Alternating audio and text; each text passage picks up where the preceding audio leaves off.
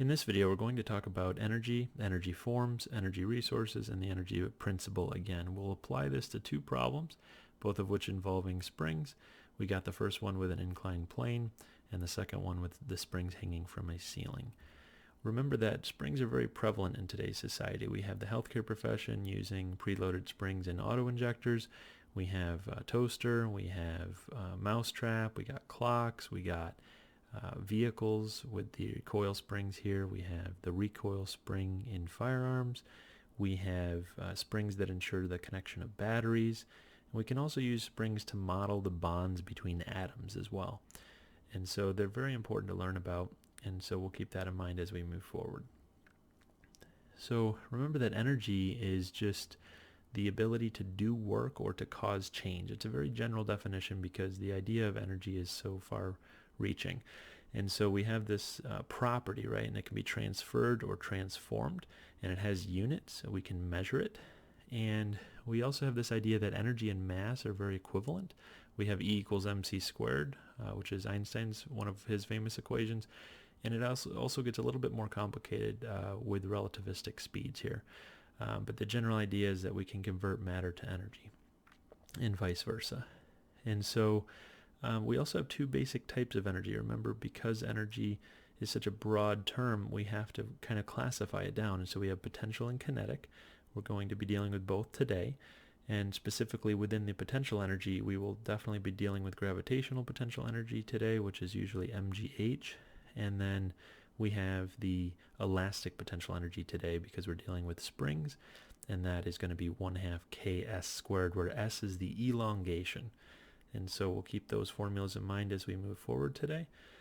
We also have the idea of energy forms, and so this is just another way to kind of classify it. There's a lot of ways to classify energy, but this is hopefully helpful to you. Energy can be mechanical or non-mechanical, and so a lot of times what we mean by mechanical energy is this macroscopic ordered energy. And so things like sound, we have inclined planes, like basically all the simple machines. We have, mechanical waves, right, like sound. And we also can break that into kinetic and potential, right? And then we can also break that potential into gravitational and elastic.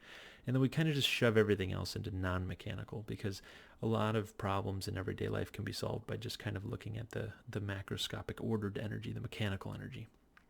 And so the next basic form we could talk about is the microscopic disordered energy, a lot of times called internal energy.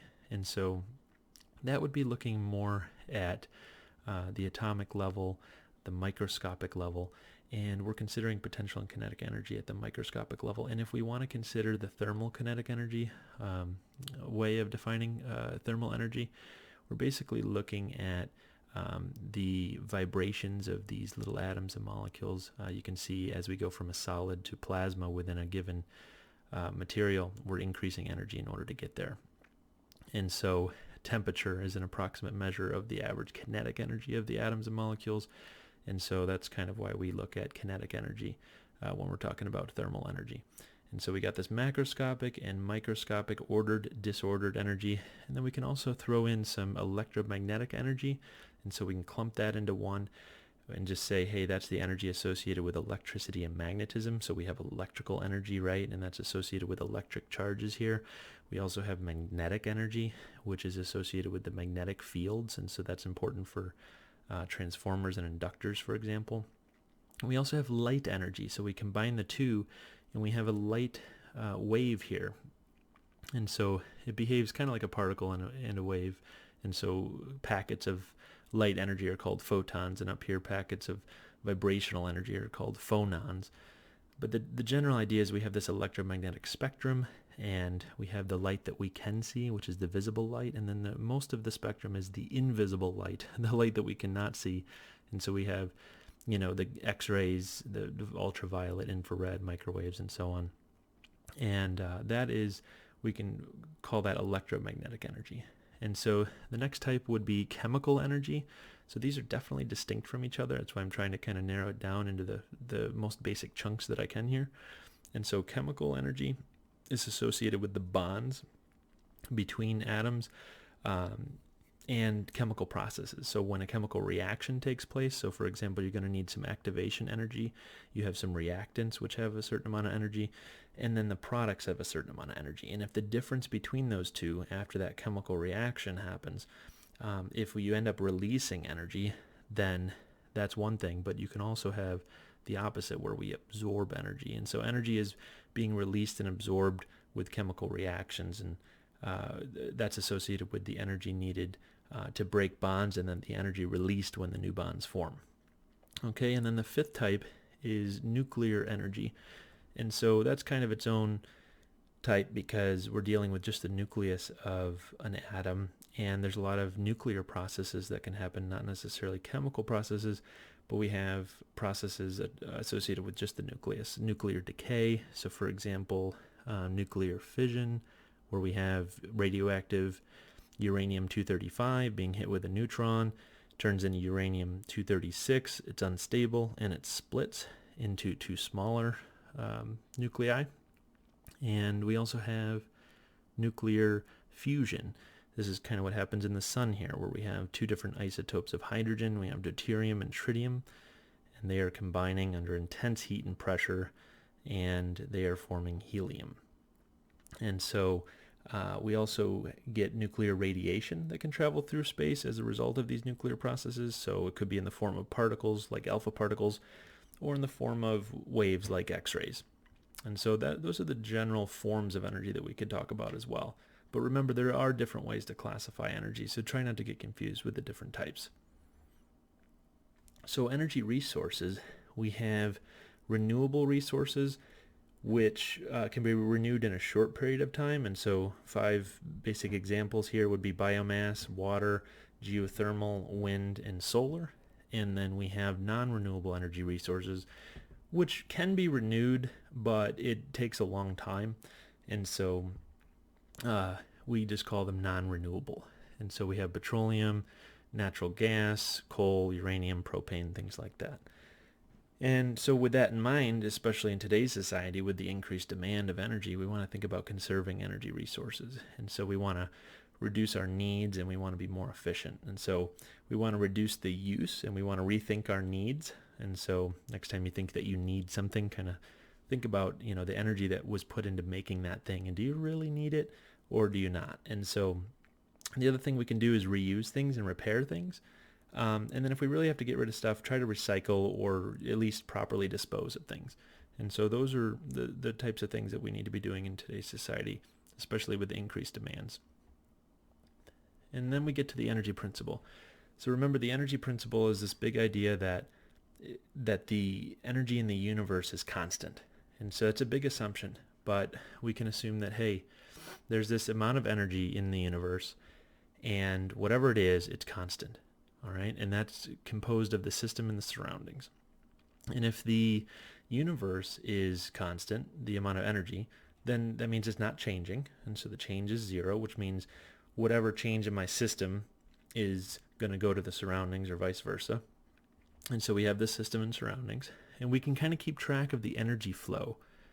We're basically defining a system within the universe, and we're keeping track of the energy that flows into and out of that system. And so we're basically asking the question, hey, is the energy of that system constant, or is it changing? And so we have the question mark here. It's not necessarily constant, right? Unless it's isolated. And so we have this idea that, well, we have 2 mechanisms in which it could change if it does. And so we got work. And so we define it in the way where a positive amount of work means that you're adding energy to the system. And so that's a lot of times the way that we define it. And so work is basically, could be found in 2 different ways, really. One is dealing with forces, where you can integrate the force acting over a certain distance. And so we can find force that way. And we can also look at energy in order to find work. And so work is a mechanism of energy transfer. And so we can look at forces and distances, or we can look at the work kinetic energy theorem, or other ways of finding work, right? And so there's 3 different kind of ways to find that work kinetic energy theorem, but the basic idea is, one, you can use Newton's second law, and you basically get down to this idea that the change in kinetic energy is equal to the net work. The other way you can do it is from a kinematic equation, which you might be more familiar with, same result. And then the other way to do it is to think about internal and surrounding work. And so the work done from the surroundings is going to be the change in energy of the system. And we have, that's going to be the change in kinetic plus the change in potential. And so we know that the internal amount of work is negative change in the potential. And so when you add those two together, you get the net work. So you get internal plus work surroundings is also equal to the change in kinetic energy. And so you get the same formula basically from either way. And so that's the work kinetic energy theorem. So that's all about work. That's one way that the energy can change in the system. The other way is heat. And so again, we define it so that a positive amount adds energy to the system. And so we have a couple formulas here that we can use to define heat. So we have mass times the specific heat capacity times any sort of a temperature change. That's going to result in a certain amount of heat. And we also have the latent heat, the hidden amount of heat that's associated with phase changes. So we have the latent heat of fusion and the latent heat of vaporization. And we have this energy principle that arises out of that, and so we're basically keeping track of the change in energy of a system. And so we have the change in energy of the system is equal to the heat plus the work. And so a lot of times we don't consider the heat, but that's important. It's basically the first law of thermodynamics.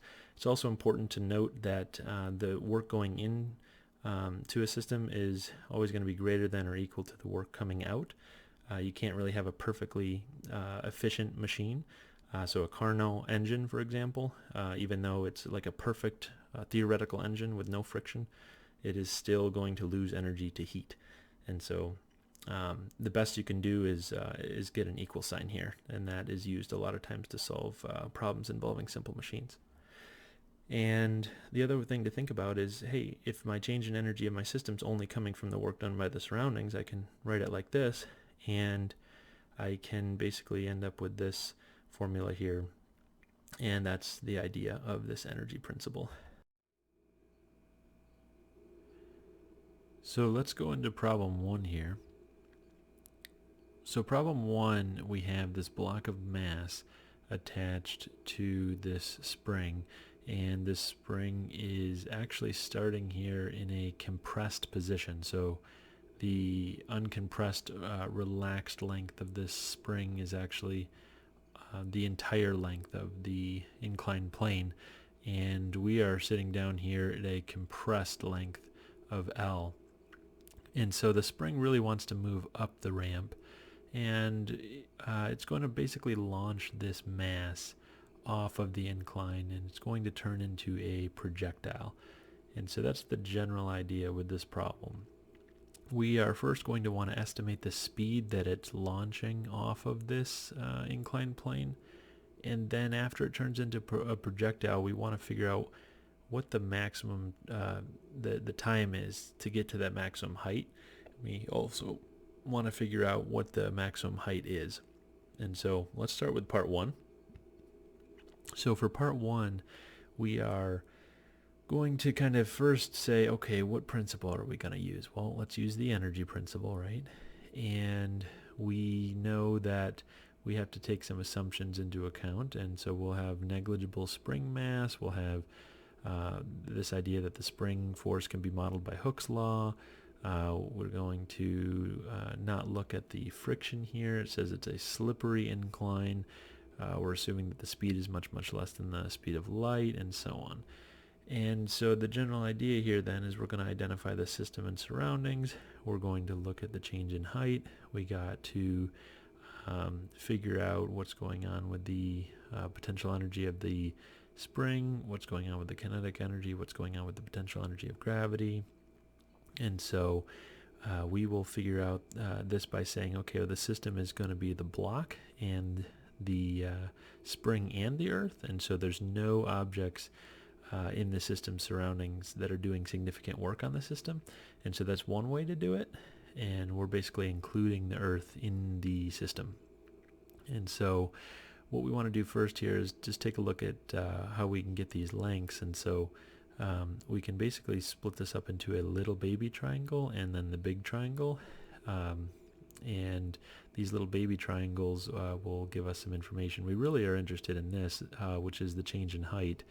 And so the entire thing would be L0 sine theta, or L naught sine theta.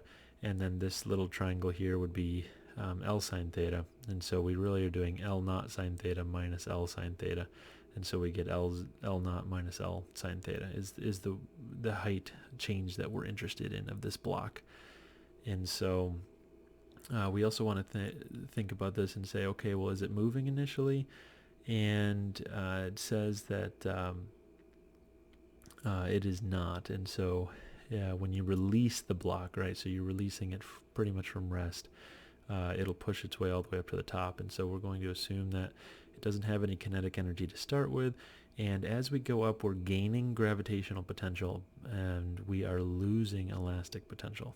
And so at the top, when the spring is fully in its unstretched position again, it will be at zero potential and we will be at a certain amount of kinetic, and we will have gained some gravitational potential as well because we're higher up now. And so let's take a look at how that would look. We're basically going to say the change in energy of the system is zero because we're including the Earth in the system. And so when we account for the energy changes coming from kinetic, the potential of the spring, and the gravitational potential, it's got to add to be zero. And so we're going to do final minus initial for each one of these. Remember, we said that the final amount of kinetic energy is going to be that initial velocity leaving the ramp, like we're trying to find, that V naught. It's going to have zero, so final minus initial, it's going to start with zero kinetic. We're going to have final potential to be zero for that spring minus the initial potential, which is that 1/2 K S squared. And so the that S is the L naught minus L, so that's the this L naught minus L, that's this distance right here. And so that's how much it's compressed, and that's how much potential we have initially of the spring. Plus, we got to look at that change in gravitational. Well, it's going to be mass times gravity times the change in height, and the change in height is going to be that L naught minus L sine theta that we had talked about there. And so that all must add together to be zero. When we solve that, we get this nice expression for the initial velocity. And remember, that's the initial velocity as it leaves the ramp. So it's like the final velocity and the initial velocity at the same time, depending on how you're looking at it. And so the other way to do it is to look at the system as the block and the spring, and then we're going to assume that the Earth is kind of outside, and so the Earth exerts gravitational force on the system. And so if we do it like that, we'll get the same answer. It'll just look a little different. This time, the change in energy of the system is going to be equal to not zero, but the work done by gravity. And so we have to solve it just a little bit differently, but when we plug in for that work done by gravity, and we solve it, notice how it's basically going to give us the same answer. So it doesn't really matter how you set up your system and surroundings. Sometimes one is more preferable, so sometimes you do want to strategically do it, but sometimes you have a choice and it's not really a big deal. Okay, so that's part one. Now, for part 2 and 3, we're going to consider what's happening after it leaves the ramp. And so we're going to use the momentum principle here as well, and the idea of that position update. We could use the energy principle as well, but when it comes for time, it's hard to calculate time with energy equations. And so it's a little bit easier. Notice how time is actually in the momentum principle directly, and it's not in the energy principle directly. And so when we're asking for time, it's like, okay, well, maybe we should go to that momentum principle and review that. But when we're talking about that maximum height, we could actually use the idea of gravitational potential energy and solve for that with the energy principle. But let's just see what it would look like with the momentum principle here. And so we'll assume that the aerodynamic drag is negligible and that the particle speed is much, much less than the speed of light, and so on. We end up with this situation like this. And so what we're going to do is we'll treat the block as the system, And the Earth is the only thing in the surroundings that is interacting with it. The spring is no longer going to be interacting with it. Inclined plane, all that is gone. So we're basically now traveling with this initial velocity that we found, but we actually can break that up into its components, because if you remember, with a two-dimensional projectile, it's traveling the same in the x direction the whole time, because there's no forces, we're going to assume, in the x direction that are going to change that velocity. And so we're moving at vi cosine theta in the x the entire time, but the force in the y direction, which is that gravity, is constantly acting down. And so on the way up, you're slowing down until you get to 0, and then you're going to speed up on the way back down. And so it's important to note that your final velocity in the y direction is 0 at the top, but in the x it's always going to be that vi cosine theta. And so we want to know what that height is maximum, and we want to know what that time is as well to get to that maximum height. And so what we can do is we'll use that velocity that we found from part 1, and we will take a look at this momentum principle.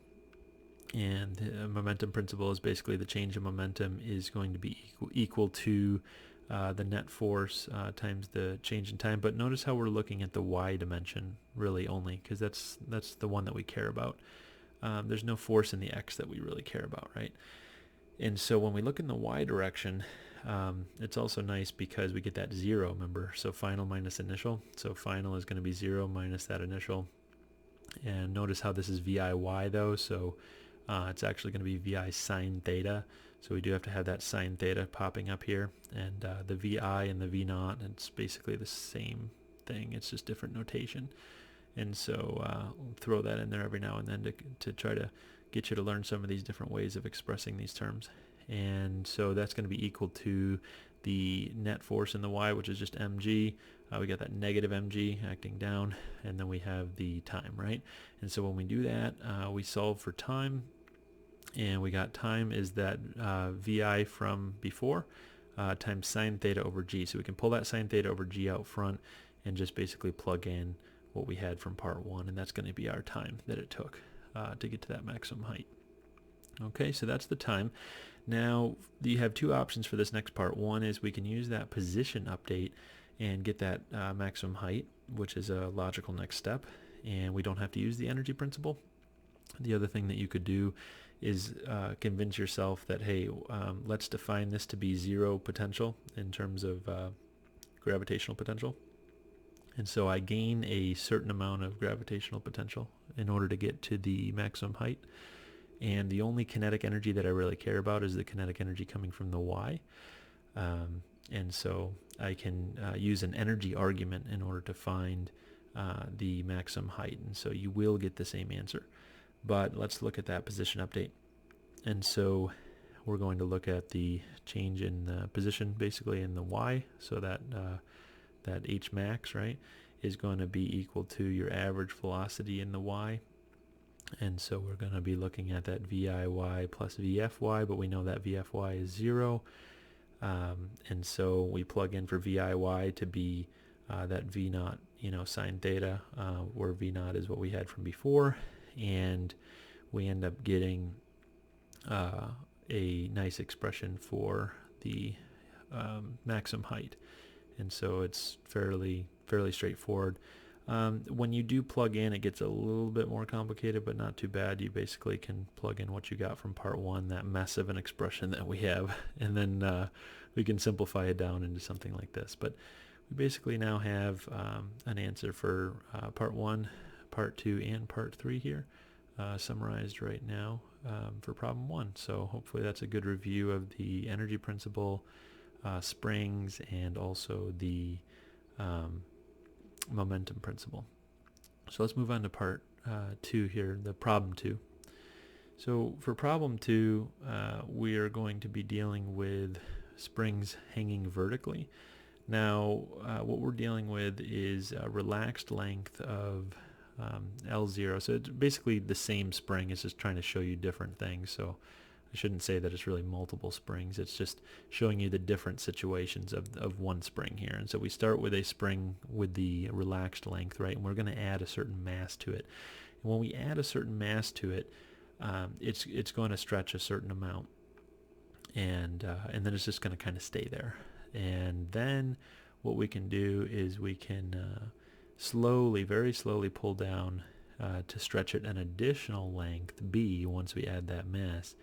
And then what we're going to do is at that point we're going to give it some initial upward speed, some initial velocity. So it's actually going to start with some kinetic energy there. And so then we're going to ask ourselves, what is the maximum compression, S max? So what's the compression from that new equilibrium? And so that's basically the question here. It's just interesting in the way that we're going to have to solve this. Use the system consisting of the mass, the spring, and the earth. So we're going to kind of chunk everything into that system again. And so we'll see how this plays out. So we'll use the momentum principle and the energy principle.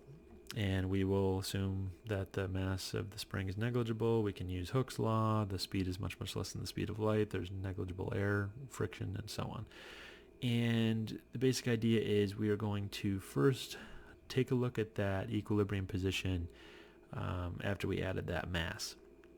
And we can find the spring constant. So that'll be important information about the spring. And so we'll do that first here real quick. Right at this position when we added that mass, we know that there's the gravity acting downwards, mg, and we know that there's Ka acting up in terms of that spring force. And so we can then apply the momentum principle at this equilibrium position, and we can say that the change in momentum of the system is equal to the net force times the change in time. And we have 0 is going to be the change of momentum here, and we have that coming from a net force of positive Ka, which is upward, minus mg downward, times that time here. And we can solve then for K, and when we solve for K, we get K is equal to mg over A. And so that's a nice result there. We have a nice result for K. And notice how the time kind of gets rid of, you can divide time over there and it doesn't really matter, it's gone, so time doesn't show up. And so we get a nice expression for K is equal to mg over A. All right, and the next thing we're going to do is use the energy principle. And so now we're going to take a look at the highest position and the lowest position. And so we'll look at the energy principle at those two positions here for final and initial. And so the lowest here for the extension is kind of where we're starting, and we're going to have some initial kinetic energy. We can define that actually to be 0 gravitational potential if we want as our reference point, and then it's going to have the maximum up at the top. Either that or it's going to be negative relative to this position, so it doesn't really matter. It's just a different way of thinking about it. And so this lowest extension is going to be A plus B. And so notice how A plus B is going to get you down to that lowest extension of the initial spring. And then the highest compression, how do we get that? It's going to be S max, right, minus A. And so we're just going to get that right there. That's the maximum compression. And so what we want to do then is take a look at this to try to help us here, and we are going to say the change in energy of the system is going to be equal to the work done by the surroundings, which is going to be 0 because we use the system including all of our stuff here, the mass, the spring, and the earth, similar to the last problem. And so we are going to say, okay, well, if we account for the change in kinetic energy, the change in potential from the spring, and the change in potential from gravity, that's got to be 0. And so I'm going to look at the highest as my final and the lowest as my initial. And I'm going to say, okay, well, let's look at kinetic energy. Final, I'm going to have 0 once I'm maximum compression. And then minus initial, I'm going to start with whatever that VI is, 1/2 mVI squared. So we are going to add the elastic potential energy.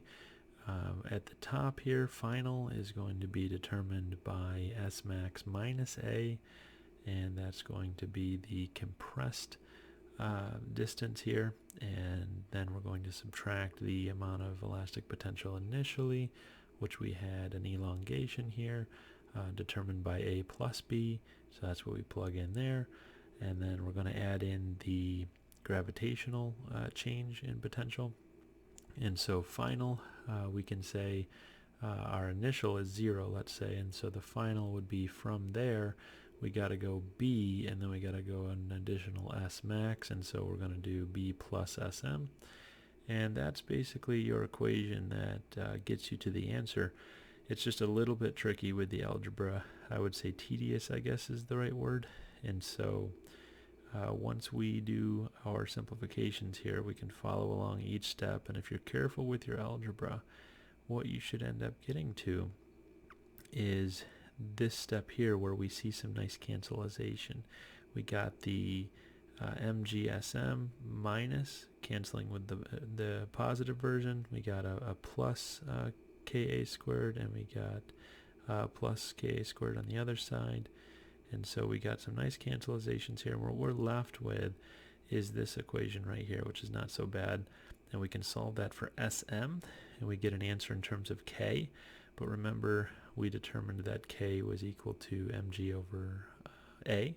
And so when we plug in that for K, we end up getting A over G there. And so we can write it like that as well. And the other thing to ask yourself is, did we need to consider the gravitational potential energy in order to solve this problem? And also consider what would have happened if you put the Earth in the surroundings instead of in the system. And so what we would think about then is, when we initially put the mass on there, we were accounting for the gravity. And so when we're dealing with a vertical spring here, you don't need to account for the gravitational potential because we already accounted for it when we looked at that initial stretch of the spring due to the hanging mass. And you'll notice that the gravity information canceled out in this last step here. And so that was an interesting result. So that's one thing to point out. The other thing to point out is, remember back here we said the work done by the surroundings was 0. And so that's because there really was not any surroundings. But when we put the Earth in the surroundings, then we are going to have some work done by gravity. And so similar to problem 1, the last problem, we saw we could do it either way. You could do it either way here again. It's going to look a little bit different at first, so you're not going to set it equal to 0 like I said. We are going to have some work done by gravity, but you will, if you follow the steps carefully, get to the same result, and so there would be no difference in the answer. So I hope that this problem 1 and 2, dealing with springs, really helps you understand springs better. I also hope that you understand the energy principle now a little bit better. We also reviewed the momentum principle, and so pretty soon we're going to get into more of the rotational motion, and we are going to move into our next principle here shortly. And so we will see you in the next one.